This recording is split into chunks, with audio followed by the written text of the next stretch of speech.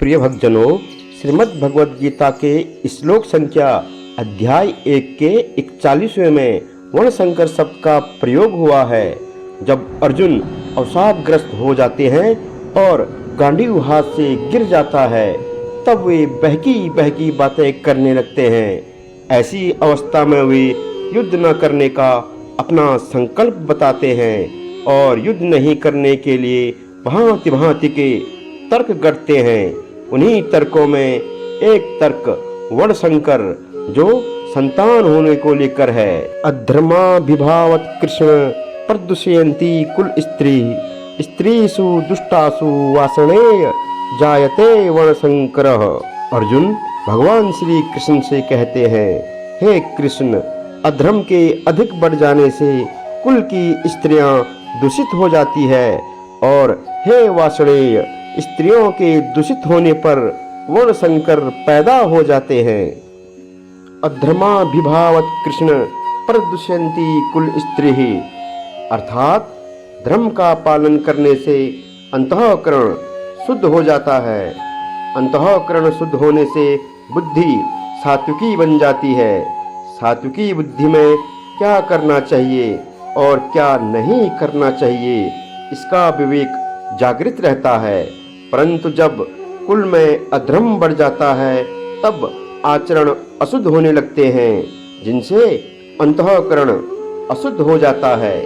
अंतःकरण अशुद्ध होने से बुद्धि तामसी बन जाती है। बुद्धि तामसी होने से मनुष्य अकर्तव्य को कर्तव्य और कर्तव्य को अकर्तव्य मानने लग जाता है, अर्थात उसमें शास्त्र मर्यादा से उल्टी बातें पैदा होने लग जाती है। इस विपरीत बुद्धि से कुल की स्त्रियां दूषित अर्थात भव विचारणी हो जाती है। आगे लिखा है, स्त्रीषु दुष्टासु वासनेय जायते वर्णशंकरः, अर्थात स्त्रियों के दूषित होने पर वर्णशंकर पैदा हो जाते हैं। पुरुष और स्त्री दोनों अलग अलग वर्ण के होने पर उनसे जो संतान पैदा होती है वह वर्णशंकर कहलाती है। अर्जुन भगवान श्री कृष्ण को संबोधन देकर यह कह रहे हैं कि आप सबको अपनी ओर आकर्षित करते हैं, इसलिए आप कृष्ण कहलाते हैं। तो आप यह बताएं कि हमारे कुल को आप किस तरफ ले चलेंगे, अर्थात किधर ले जाएंगे। वासनेय संबोधन देने का भाव यह है कि आप विष्णु वंश में अवतार लेने के कारण वासनेय कहलाते हैं, परंतु जब हमारे कुल वंश का नाश हो जाएगा, तब हमारे वंशज किस कुल के कहलाएंगे। अतः युद्ध करने से कुल का नाश हो जाएगा, अतः कुल का नाश करना उचित नहीं है।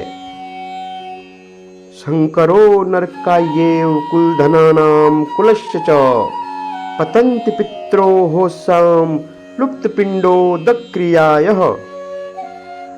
वर्णशंकर कुल घातियों और कुल को नरक में ले जाने वाला ही होता है। श्राद्ध और तर्पण न मिलने से इन कुल घातियों के पितृदेव भी अपने स्थान से गिर जाते हैं। वर्ण मिश्रण से पैदा हुए वर्णशंकर संतान में धार्मिक बुद्धि नहीं होती। वह मर्यादाओं का पालन नहीं करता, क्योंकि वह खुद बिना मर्यादा से पैदा हुआ है।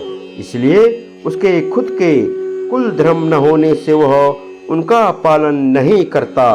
वह कुल धर्म अर्थात कुल मर्यादा से विरुद्ध आचरण करता है। जब दो अलग अलग वर्णों द्वारा उत्पन्न संतान के अंदर दोनों वर्णों के संस्कार उत्पन्न होंगे, जो उसके वास्तविक वर्ण को दूषित करेंगे, जिससे कुल के पितृ भी घृणा करते हैं। जिन्होंने युद्ध में अपने कुल का संहार कर दिया है, उनको कुलघाती कहते हैं। वर्णशंकर ऐसे कुलघातियों को नरकों में ले जाते हैं। केवल कुलघातियों को ही नहीं, वह कुल परंपरा नष्ट होने से संपूर्ण कुल को भी वह नरक में ले जाते हैं।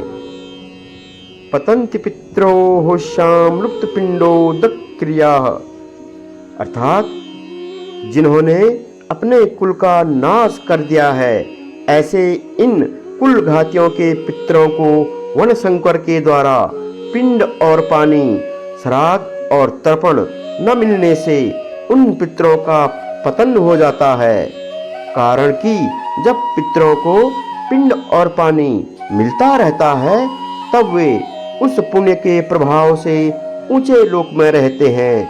परंतु जब उनको पिंड पानी मिलना बंद हो जाता है, तब उनका वहां से पतन हो जाता है, अर्थात उनकी स्थिति उन लोकों में नहीं रहती। पितरों को पिंड पानी न मिलने में कारण यह है कि वनशंकर की पूर्वजों के प्रति आदर बुद्धि नहीं होती। इस कारण उनमें पितरों के लिए श्राद्ध तर्पण करने की भावना ही नहीं होती। अगर लोक लिहाज में आकर वे श्राद्ध तर्पण कर भी लेते हैं, तो भी शास्त्र विधि के अनुसार उनका श्राद्ध तर्पण में अधिकार न होने से वह पिंड पानी पितरों को मिलता ही नहीं। इस तरह जब पितरों को आदर बुद्धि से और शास्त्र विधि के अनुसार पिंड जल नहीं मिलता, तब उनका अपने स्थान से पतन हो जाता है। श्रीमद् भगवद गीता के अध्याय 1 के 43वें श्लोक में लिखा है, दोषे रेते कुल धनानाम वनशंकर कारके उत्साधन्ते जाति धर्माः कुल धर्माश्च शाश्वतः। अर्थात युद्ध में कुल का नाश होने से कुल के साथ चलते आए कुल धर्मों का भी नाश हो जाता है। कुल धर्मों के नाश से कुल में अधर्म की वृद्धि हो जाती है। अधर्म की वृद्धि से स्त्रियां दूषित हो जाती है। स्त्रियों के दूषित होने से वनशंकर पैदा हो जाते हैं। इस तरह इन वनशंकर पैदा करने वाले दोषों से कुल का नाश करने वालों के जाति धर्म, वर्ण धर्म नष्ट हो जाते हैं। भक्तजनों, कुल धर्म और जाति धर्म क्या है? एक ही जाति में एक कुल की जो अपनी अलग अलग परंपराएं हैं, अलग अलग मर्यादाएं हैं, अलग अलग आचरण हैं, वे सभी उस कुल के कुल धर्म कहलाते हैं। एक ही जाति के संपूर्ण कुलों के समुदाय को लेकर जो धर्म कहे जाते हैं, वे सभी जाति धर्म अर्थात वर्ण धर्म कहलाते हैं, जो कि सामान्य धर्म है और शास्त्र विधि से नियत है। इन कुल धर्मों का और जाति धर्मों का आचरण न होने से ये धर्म नष्ट हो जाते हैं।